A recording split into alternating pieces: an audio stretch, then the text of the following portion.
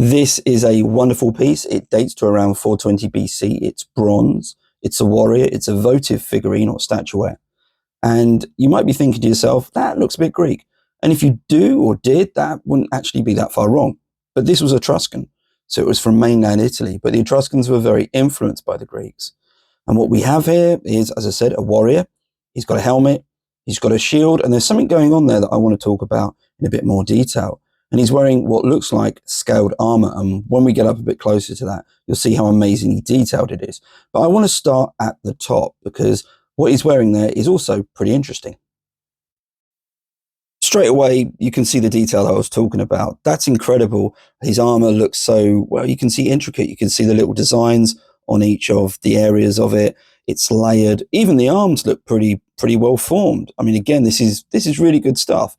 But in terms of what he's wearing on his head, well, it does look a bit strange. And that's because it's an Attic helmet, which wasn't uncommon, but the cheek guards are up.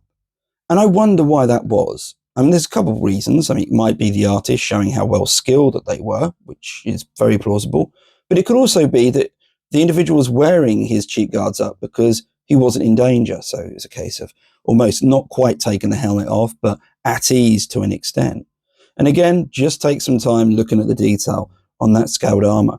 Scaled armor, by the way, I've worn some, albeit Roman versions, and it does offer quite a lot of protection, and it also looks pretty cool. Got to be honest with you, a bit too flashy for me, mind. First of all, don't miss the detail here. Again, this is wonderful. This is around 31 centimeters tall. So again, this is really fine detail. So that scale armor looks incredible. Now, when it comes to what's going on in the shield, I'm not so much confused, but I have a few ideas, or I have one idea anyway. Because what I've been reading and what I've seen when this is described or written about is that in the left hand, the individual figurine is holding a curved sword or part of a curved sword. And that's a perfectly fine argument. I've got no issue with that. But what I'd like to do is offer something else, perhaps a bit of an alternative.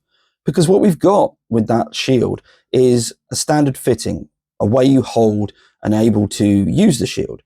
And in the center, you have that cuff that the forearm is slipped through. That's known as a porpax. Sometimes it could be, it might just be some leather or some linen or rope or something like that. But often it was bronze. So it was a bronze attachment that you'd slide your forearm through.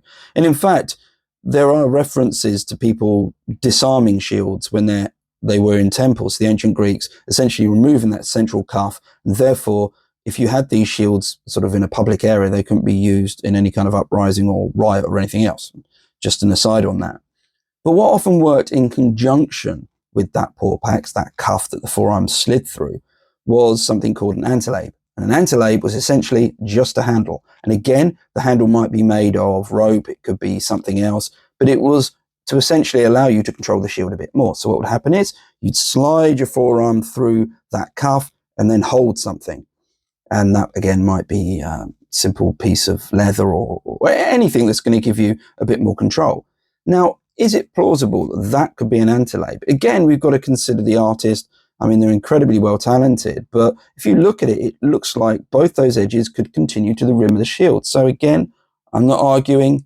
I'm not the expert here by any means, but I'm just wondering whether or not it could be an antilabe. Again, I don't think it's the most controversial take on any object you'll probably ever hear, but it's just my thoughts. However, what I think we can all agree on is this is an absolutely fantastic piece, and it's from Etruscans. Etruscans don't get enough love as it is, so I'm always happy to talk about anything Etruscan.